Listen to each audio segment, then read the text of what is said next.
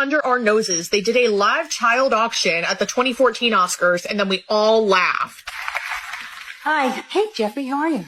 And then she says hello to Jeffrey Epstein at the beginning. How's everybody doing? Good? Is anybody hungry? I just feel like everybody's got to be hungry right now. Good. I was hoping you'd say that, because I have this crazy idea that I will order pizza. And so if I do, I don't want it to go to waste. Who will eat pizza if I... Bro, what is wrong with these people? Bro, this has got to be the craziest thing I have ever seen in my entire life. What's scarier than the TikToks we're about to watch today is the fact that 90% of you guys are not subscribed to the channel, so make sure you guys like, comment, subscribe for more scary videos. Thank you. This dude's girlfriend ended up breaking up with him one day, and he decided to get into a relationship with a doll. He like lived the whole life with it.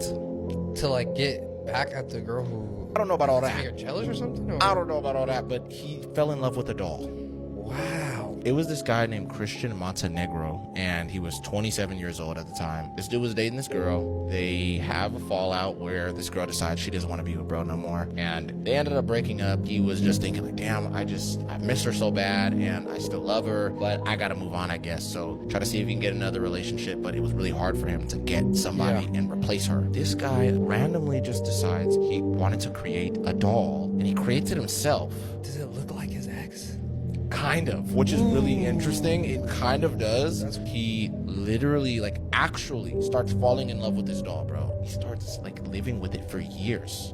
Like, taking it out to dinner. He takes it, like, bro, there's literally videos I can show you where he's, like, walking up the street holding the doll, and people are recording him and stuff. Where this gets really weird, beyond the fact that he even made this doll and got with it, he goes and, like, marries the doll, and they had kids. Whoa. He ended up creating kids for his doll. She gave birth, like the babies was delivered. No way. See, as strange and weird as this is, like, this, don't get me wrong, this is like really, really odd. You know, going through a heartbreak can have a very negative effect on people. Like, you know, we've all been there, we've all had our heart broken, and you know it's not a very good thing. Would you go as far as making a doll and having a family with it? I don't know about that. It's definitely a very traumatic thing, and a lot of people cope with it very differently. Obviously, this guy coped very differently than how most of us would. You know, I'm not justifying this. I'm not saying it is right or it's a, you know what I'm saying? But I guess if he's happy, we just have to kind of accept it and move on. It definitely is very odd. And yeah, I don't know if this is like the healthiest coping mechanism. Like, I feel like he could have just, you know, let me know if y'all would ever do something like this. Please don't.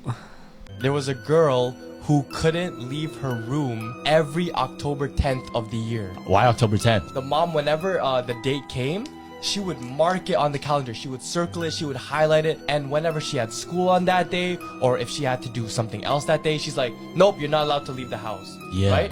So every year, October 10th, they would lock themselves in a room with no windows, right? And every year, fam, you would hear someone... Before continuing, I wanted to warn you guys. Their phones were being spied on. Click on this icon, then on more. If you see it, delete it immediately.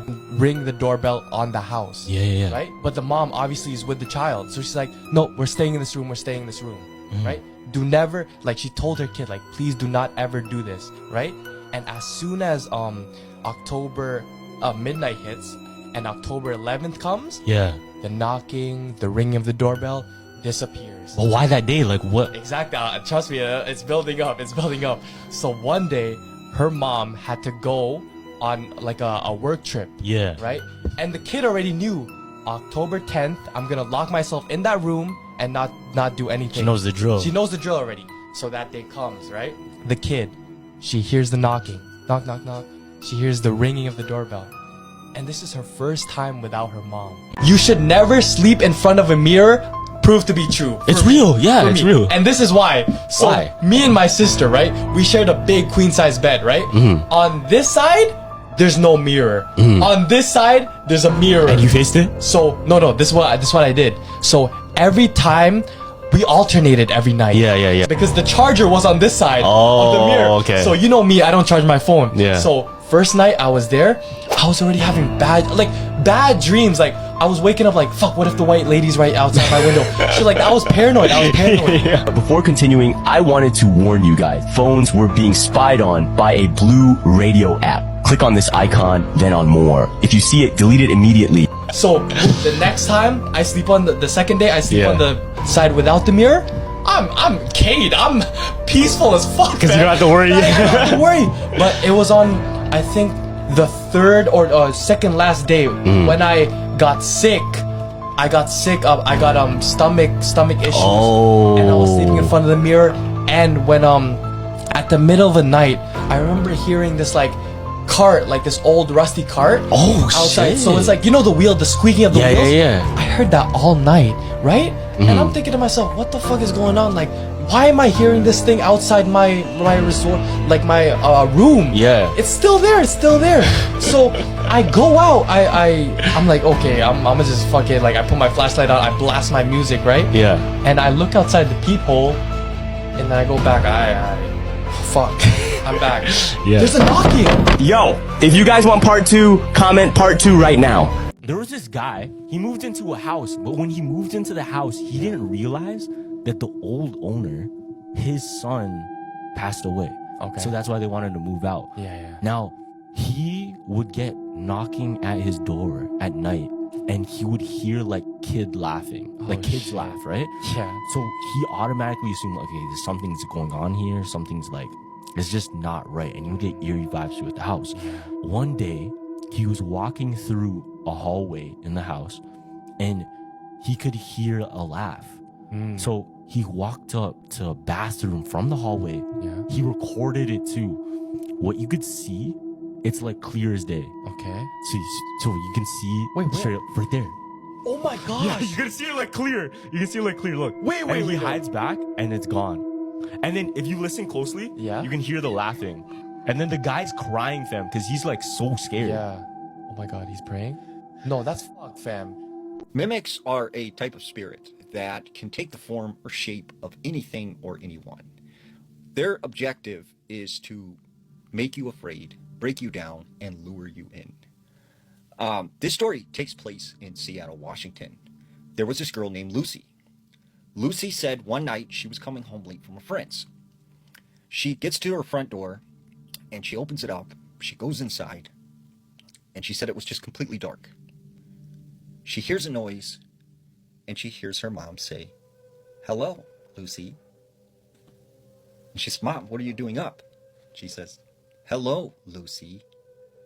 She said, "Mom, why are you not responding to me?" And she says, "Hello, Lucy."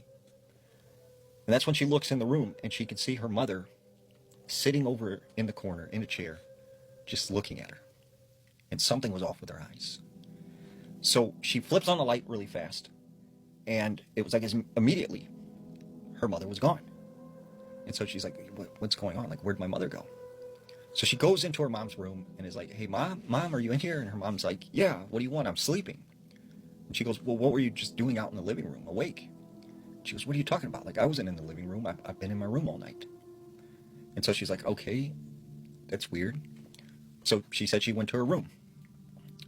Well, a couple days later, she said she hears her mom, like, yelling for her. And so she comes out of her room, and she starts looking around for her mom. She's like, "What do you want? What do you need?" She looks all over the house, and her mom's not there. So she calls her mom on the phone, and her mom's like, "Yeah, I've been gone all day. I'm at the store." And she's like, "Well, that's weird. I heard your voice clear as day. Tell me to come there." And, over the next couple of months, she kept thinking, that she was hearing or seeing her mom when she wasn't actually there. So then one night she said she was in her room and she was reading a book. And she hears her mom call to her and say, "Lucy, come outside." She's like, "What, Mom? Like, what do you want?" She's like, "Come outside right now." So she gets up, she goes out of her bedroom, she goes down the hallway, and she gets to the front door. As she opens the front door and gets ready to go outside, her mom comes running behind her and is like, no, Lucy, like, no. And she slams the door shut. And Lucy's like, "What's going on? Like, I was going outside like you asked." And her mom was like, "That was not me, but I heard my voice telling you to leave the house and go outside. But I was in my bedroom." This one's kind of interesting because how does something like this even get into your life? I know there's a lot of different types of like evil spirits out there that have different purposes and show themselves in certain ways. But like, how does something like this even happen? It's just such a random occurrence. I feel like something like this doesn't just come into your life. It just kind of has to be like either invited or brought in. But maybe there's like some sort of past, either their house or, you know, someone in their life, and it could have just carried into their life. But I don't know. This is just like, I've definitely had like a similar experience to this. Like, it wasn't very like as crazy as this, but it was definitely like something that was kind of weird. But yeah, y'all let me know if you had anything like this. The craziest theory I heard about Charlie Kirk. What happened? Okay, so this movie that came out in 1998 Yeah? is very connected, like so similar to what happened to Charlie Kirk. It like predicted what happened. Predicted, yeah, in 1998. I don't know if you ever heard of Snake Eyes. No, I never heard Okay, of it. okay. So the main actor, Nicolas Cage. Yeah. He was the one that played it, right? And guess what the name of the main character was? Charlie? Fam, Charles Kirkland. Oh, that's crazy. Charles Kirkland, and the whole movie was about him in a public event, and he got shot in the neck, just like how Charlie Kirk did. What the fuck? Fam, it gets crazy, right? Yeah. 10 seconds into the movie, there's a pop-up, right? And it's a big sign of what the event, when the event takes place in the movie. Guess when it is? When? September 10. The day he died. The day the guy, Charles Kirkland, died in the movie. Guess what date Charles Kirk died in real life? When? September 10th, fam. It's the same date? The same date. What the fuck? Bro, now it gets even crazier, right? Yeah. The guy who shot Charles Kirkland in the movie, his name is Tyler Robinson. Yeah. In real life, they thought that Tyler Robinson shot Charlie Kirk. In the movie, there's also a guy that shot him named Tyler. Wait, that's The same exact Tyler. No, that's and actually in the crazy. movie, guess what his role was? What? To distract the people, the police, from thinking the actual shooter was. Do you think ghosts stay the same age when they die? Oh, that's Or a do you think they get older? Or like spirits in general? Do you think they get older? Oh, not gonna lie, in my mind, I'm thinking they don't. Oh, you think they don't? Yeah, it's like if you died at a certain age, you would stay because Interesting. you're not growing. You're not in human form. You grow, but in spirit form, I don't think you grow, right? So, my mom told me about this because she was reading a book on like spirits, right? Yeah. And what she found out, this is just through like spiritual investigators and stuff. My mom's into this stuff. Okay. But she told me spirits do age. Really? Yeah. They In what way though? So from the moment they're dead, they age differently, but they'll start to mature into, you know, however long they would have been. Okay. And then I think they stop at a certain age to just be recognizable. So it's kind of the sense of we can't understand the physical in a spiritual realm, you know? But if you were to show yourself, like if I were to communicate with you and I wanted you to know it's me, Yeah. how would I do that? It doesn't necessarily have to be how you think exactly, but how I know you will understand it. You get what I'm saying? They are trying to make us believe that the supernatural is not real. This is what Tucker Carlson is saying in this clip, that the priority of the government is to make us believe spiritual beings are not real. In fact, he says the US government actually works for them. This is on the topic of UFOs and aliens, and he has a similar view in which I do, is that the aliens are fallen angels, they are spiritual beings, and they're all around us, especially in the ocean. But take a look at this. The main thing they want you to believe is the supernatural is not real. Their main interest is in convincing you that the supernatural is not real. Why has that been so important for 80 years? For you to convince me the supernatural is not real? Why do you care if I think the supernatural is real? And then you have to ask motive. Like, it's not a profit motive. Like, does it make them rich to deny that there's supernatural forces? No. What is that? And I don't know the answer, but the obvious answer is, well, because they sort of know they're working for supernatural forces, actually. There are commonalities that are very striking between all world religions I'm aware of and all creation myths. And one of them, and this is of course true for Christianity, very true, is that the belief that supernatural beings take physical form. They all believe that. The Greek myths, Jesus, that they're physical. Like, they're as real as the arm of your chair. People are subject to the supernatural. So they do things that are not natural, like kill themselves. That's why we're the only species that kills itself. No, I don't think he was truly aiming for the neck. Like, that's dumb. It's really dumb to even attempt to do that. You're going to aim for the head or for the chest. And I think in his case, just based on his rifle setup, his inexperience, his scope setup, I think he was aiming for the head and bullet went low. That's it. Some people say he had like a bulletproof vest on or something. I don't think he did, because you could see his paws, you could see his nipples through his shirt at one point as he's speaking. And unless that bulletproof vest had like nipples on it, I don't think he had nipples. And if it was body armor, it would have to be like hard plates. Soft plates, a bullet's not going to ricochet, hit that, and then go up to his neck. That's not happening. And even the way, if it was hard plates, like that's a 1 in a trillion shot to have it ricochet up into his neck. I think he was aiming for the head, inexperience, terrible shooting platform. I think it was a myriad of different things that played into that I think he was aiming for the head, and yeah, you just, it went low. I think for that round anyways, you're looking at about a 3, anywhere from 3 to 6 or 5 to 6, 5 to 8, 5 to 7 inches of drop if you zero it at 100 yards, which most rifles are zeroed at. And you don't compensate for that additional, because it was like a 200-yard shot.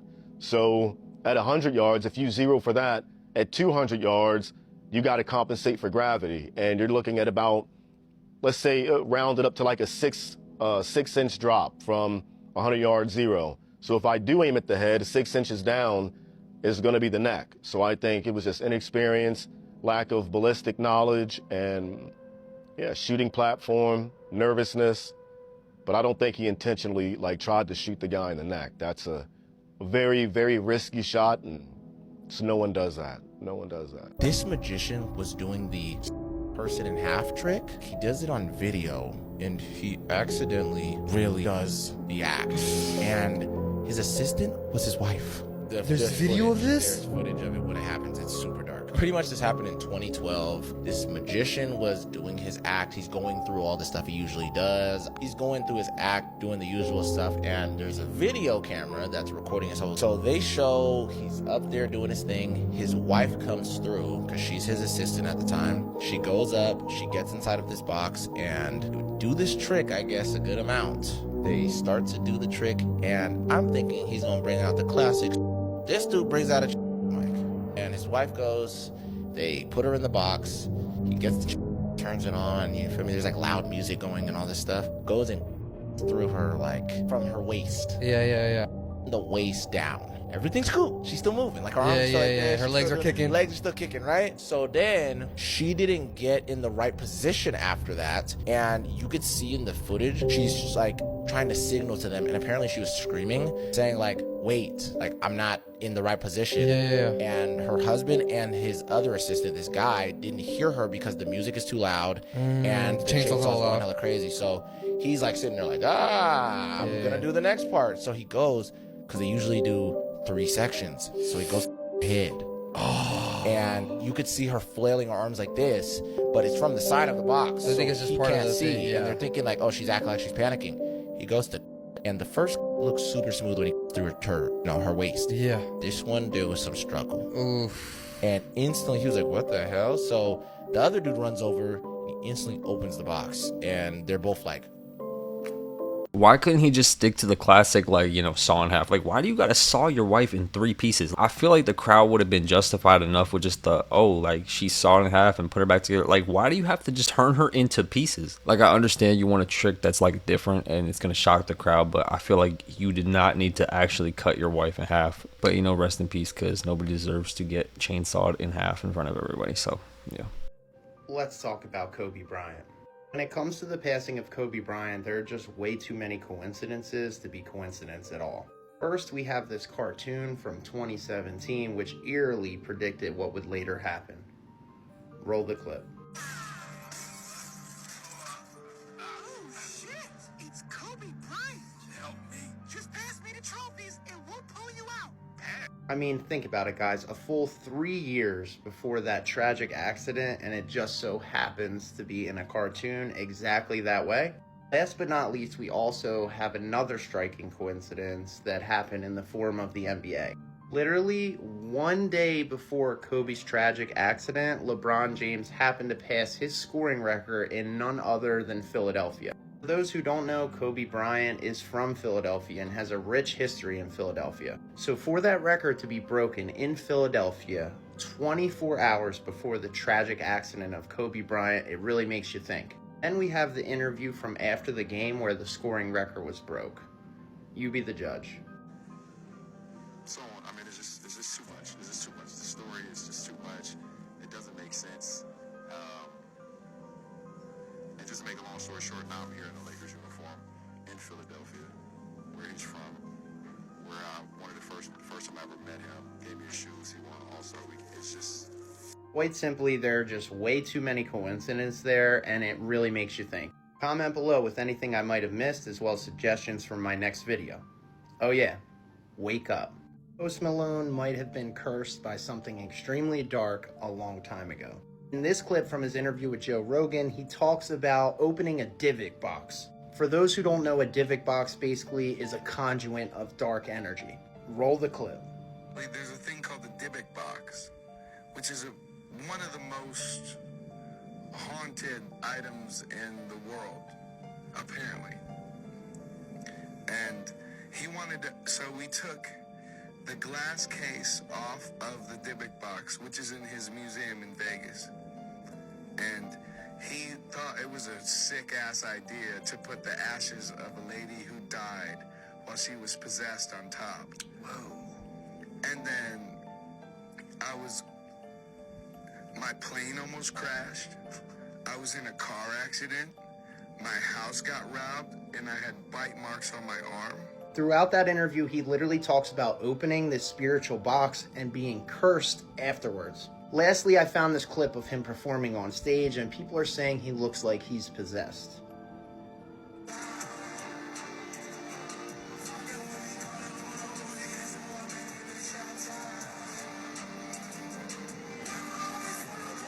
Mind you, this is the same Post Malone who made this song where he talks about vampires feeding, darkness turning to dust. Everyone's gone, but no one's leaving. Nobody left but us. Comment below with anything I might have missed, as well as ideas for my next video. Wake up. I find this video hella creepy that got Cynthia Erivo in it. Y'all, I don't know if I'm tripping. I don't know if my eyes are deceiving me. But if it's not, this is the second time I done seen her hands grow on camera, fool. Before I show y'all the video, look at her hands right here. Y'all see her hands ain't too big. Even with them long ass nails, it's not too long. On this video, when she's playing Jesus on stage, she's singing, and I swear her hands got longer, fool. Nigga, this shit creeped me out. This shit crazy, fool. Y'all, watch the video. Watch the hands, fool. Look at it. Did y'all see it? No? Hold up. I'ma slow it down. Look at the hands, y'all. Tell me I'm not tripping. Am I tripping? Am my eyes deceiving me? That shit look crazy, fool. Now, you can honestly say on that video, her hands look way longer than what it is on this picture, right? You agree to that? Or am I tripping on that part too? I need y'all thoughts down below in the comments. Let me know if y'all seen the same shit I seen. And also, make sure you share and like this video. And if you stay to the end, drop an A in the comments. Let me know. They got mad at me for saying the iPhone existed 50 years ago. It definitely did.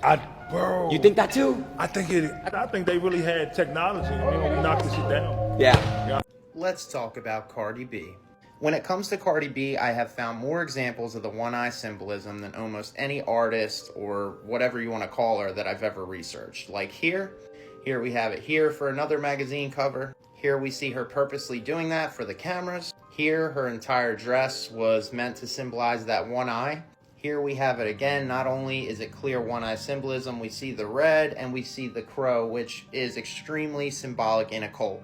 Here we see it again for about the millionth time. And that's not even mentioning the closer relationship that Cardi B has with Michelle Lamy, pictured here at a fashion show. Mind you, this is the same exact Michelle Lamy who refuses to say God is good on video multiple times, and actually said quite the opposite in multiple interviews. Many people for years have called Cardi B an industry plant, and I have a video of Kanye West saying exactly that. Roll it. Fucking Cardi B's over there. Cardi B is a plant from the Illuminati. She don't write her raps. She's just there to like sound as ignorant as possible. While there is so many more details about Cardi B to cover, I think the general explanation is very obvious. Artists like Cardi B are pushed and skyrocketed in the music or entertainment industry because they're not teaching people anything. Think of all the ladies, little girls, etc. that listen to Cardi B on a daily basis. These people literally idolize her, and you will see them say, I want to be just like her. But as is the story with many, many other celebrities and music artists, the message is completely negative and the occult symbolism is all over. Wake up.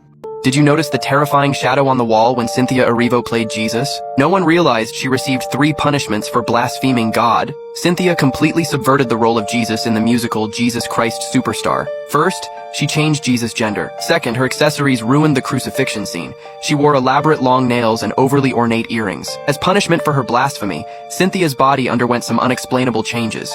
First, during the crucifixion scene, she grew so weak she couldn't stand, and Adam had to reach out to steady her. This was definitely not pre-planned acting, as the organizers had stationed 2 bodyguards behind her. Their presence completely disrupted the stage's integrity, and they were there solely to ensure Cynthia didn't have an accident. Second, her shadow took on an eerie transformation. Look at that outline. It seemed to foreshadow that mocking God is an act of the devil. Third, her hands showed abnormalities.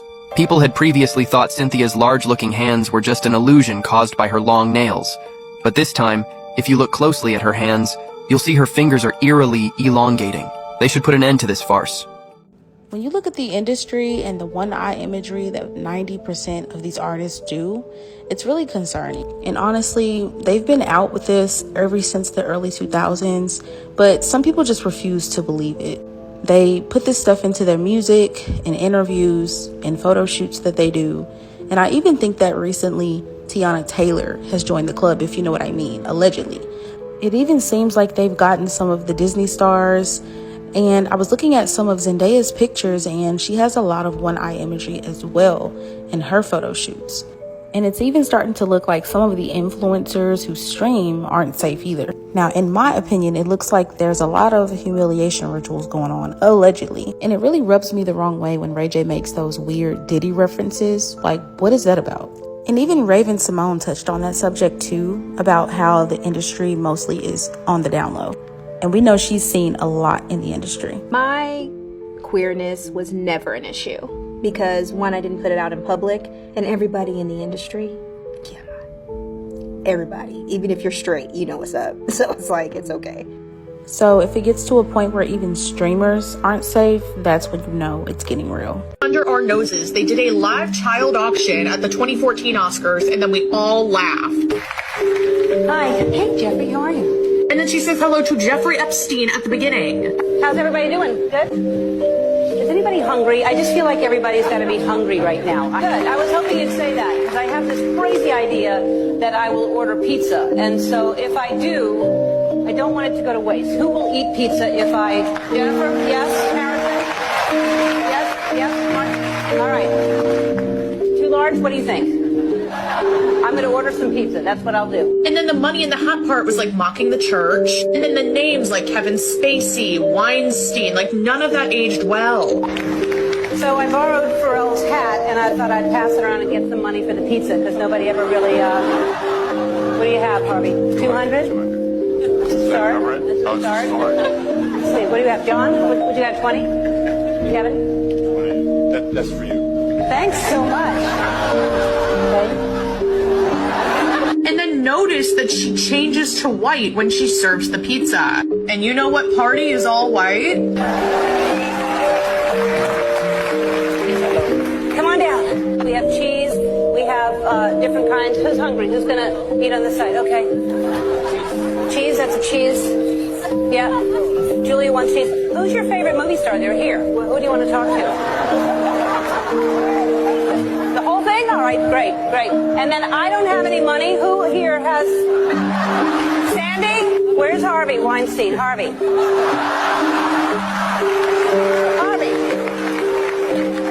No pressure, only a billion people watching. Whatever you feel is right. It's like they had an inside joke that they thought would never get out. Like they went really overboard with the pizza obsession, which I feel like makes it more suspicious. You guys can say what you want about this, but you know, this is some Diddy vibes. Like, I don't know, like this whole bit went on way too long for it to just be about pizza. You know what I mean? Like, yeah, this whole situation just seems very disturbing and off. Like, and especially these are the type of people that would flaunt whatever they're doing right in front of our faces, thinking that we're stupid. And this type of issue is always directed back to people that are either famous or in power or have a lot of money. So the fact that they're all playing into this joke just like makes it all more disturbing. You know, I'm not saying everybody's involved in this type of stuff, but a lot of them are. But this is like actually really weird. Somebody has taken all of Garth Brooks's tour dates, and every tour date lines up with a missing person or an unsolved homicide. Every place he's ever been. Somebody, one of these people, one of Segura's fans, came up with the theory that if you take that there's a list out there. She says there's supposed to be a list out there where somebody has taken all of Garth Brooks's tour dates, and every tour date lines up with a missing person or an unsolved homicide. Every place he's ever been. Now and I asked her, I said, is there really a list? And she said, no, there's no list. She goes, I've looked, Pete looked, like we looked. There's no list. But she said, so I started trying to make the list.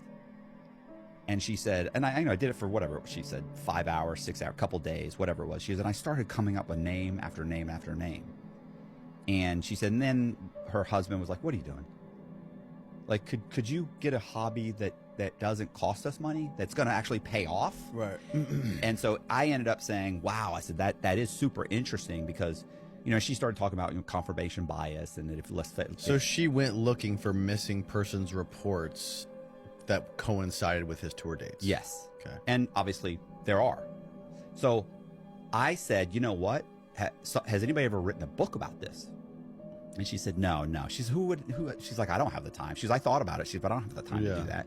And she said, besides the amount of research it would take to do that, she's like, and in the end, she's like, what's going to happen? She's like, I'm not going to prove that he's a serial killer. So what does it matter? And I was like, it's satiric though. It's funny. And she goes, yeah, I don't have that kind of time. She's got like 2 kids and a husband. And I said, you know what? I said, I have that kind of time. I said, my buddy Pete's got that kind of time. And Pete's on the spectrum. You give Pete an assignment, you're going to get some stuff. So I called Pete. I said, Pete, this is what I'm thinking. I think we look into this. And he said, oh, absolutely. We have to look into it. And so we started doing research. And we hired 2 researchers to look up. We broke up the list first of all, just to try and find all of his tour dates. There's over 1,000 of them. Not to mention Grammys, Billboard Awards, everything. All the places he's lived. You know, he moved here, then he moved here, then he moved here. I mean, from when he grew up in is it Oklahoma? Yeah, in Oklahoma, like every place. So we're searching it, and we only did what we could find online, right? Like we're not flying people out to Oklahoma and pulling through records. We're doing what we can. Yeah. And very quickly, we came up with about 120 missing persons and around roughly 90 unsolved homicides. And I am telling you, the man is a monster. Shut the fuck up. I'm trying to save lives here, Danny. I'm trying to save lives. Literally, like, I'll give you an example, okay? I'll give you an example. When Garth went to college, he went to, I want to say University of Oklahoma or Oklahoma State University, whatever, one of those. He went there. There was a woman that went to the same college that she ended up murdered, and their apartments are only a few miles away, and she attended the same college as him. Was she in his class? I don't know. Maybe. We don't know. Did he know her? Did he follow her back to her place? I don't know.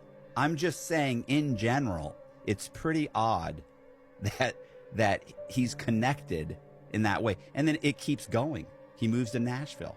He's working at like the Boot Barn.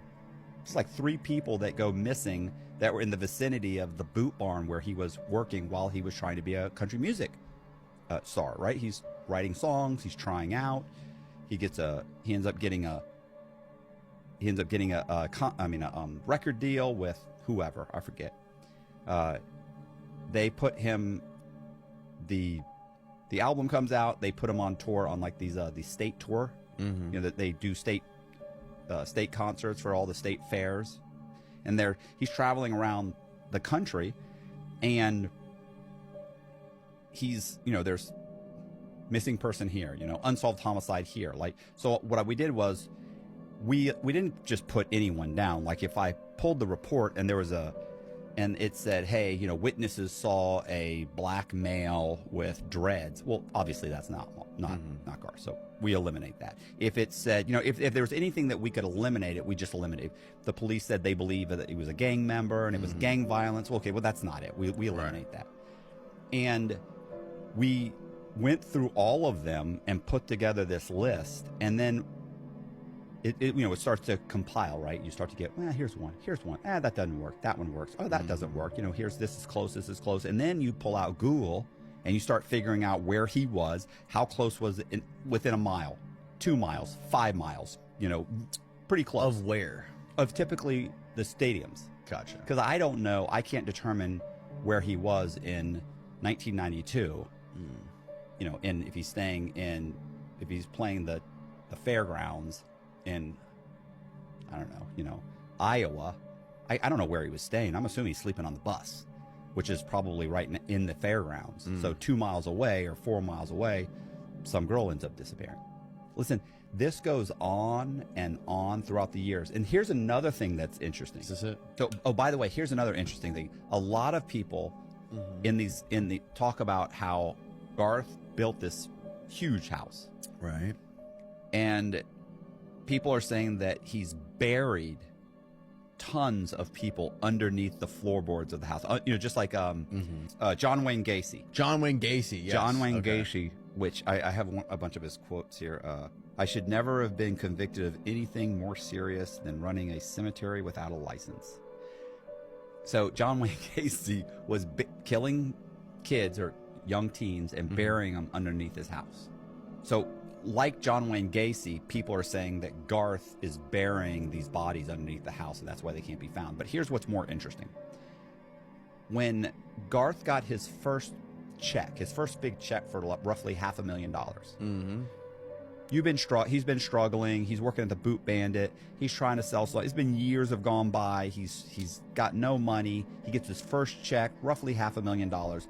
Does he go buy a condo in downtown Nashville? He's living in Nashville. Does he get a new European sports car, supercar, or an American sports car? No. He goes and buys, I want to say it's like 20 or 30 acres of raw land in Goodlettsville. This is just outside of Nashville.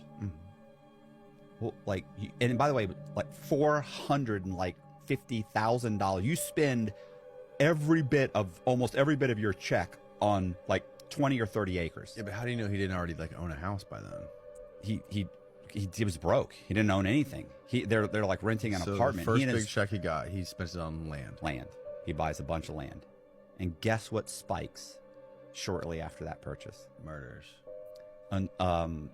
Unsolved mysteries. No, missing persons reports. Missing persons reports. Around that area? Yeah, of course, in Nashville. That's where he's living. Yeah. So I don't think I'm the only one tripping on this picture of Justin Bieber posting a picture of a child with a pizza emoji on it. And this guy has to know about the conspiracies with this one. And if you know, you know, but I looked at the comments because there's 12,000 of them and everyone is asking the same question. Like, literally, you could have put any other emoji other than a pizza. It always feels like Justin Bieber is trying to say something, but he can't really say anything. So he just does stuff like this, especially with the Yummy music video and the Diddy stuff. Like, I don't think he's a bad guy.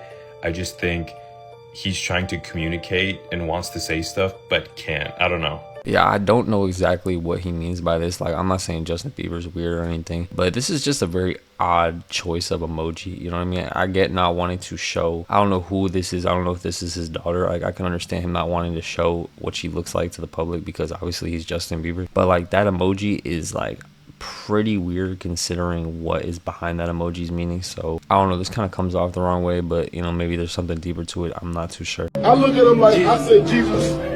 And then next question is.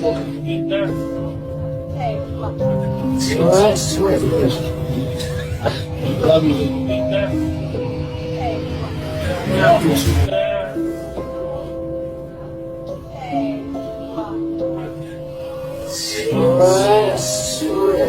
There was this documentary that was dropped about the House of 200 Demons. So in 2014, Zach Bagans purchased this house, right? Yeah, okay. And he decided he was gonna investigate it. Obviously, you know, bro does that shit. But one specific thing that happened to Zach Bagans changed his whole life forever, bro. What? You see how he like locks himself Into the place until dusk until dawn? So he barricaded himself inside the house. Oh, nah, In the okay. house. And when he did that, this is what happened to him.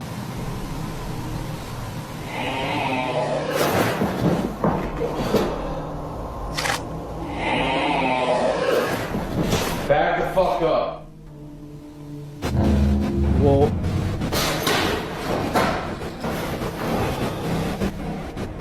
you saw the shadow, right? Yeah. So before he didn't wear glasses. After he saw that shadowy figure, he felt something in his eyes. So he ended up developing some sort of like condition that happened out of nowhere. The doctors can't even explain how he got it, but it made him see double vision and it fucked up his eyes, bro. And the only way that they could have possibly fixed it was with surgery. But if they did it, it could have led to him being blind. So now he has to wear prism glasses in order for him to see normal. I never knew that. And it was because he saw that fucking figure. Could have been the devil or some shit, bro. That's fucked. I never knew that, bro. And the crazy thing is that every single person that has gone into that house, bro,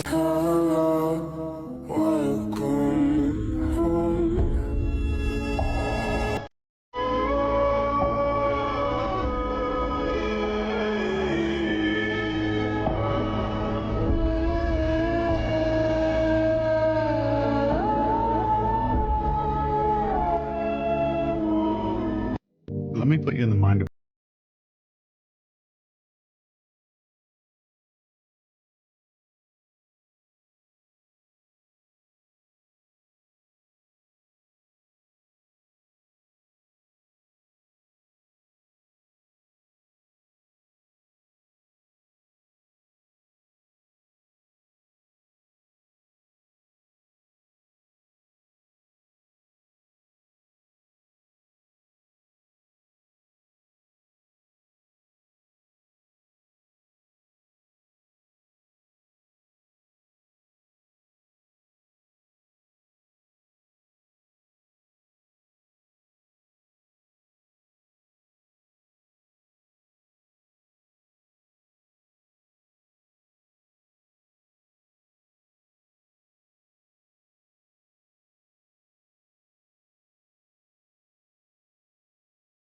trying to mimic all the facial expressions that you just saw from the crowd that was observing this accident. Thank you guys for watching the video. Make sure you like, comment, subscribe. Let me know your favorite part of the video. It made you tremble in your boots, and we're gonna be on to the next one.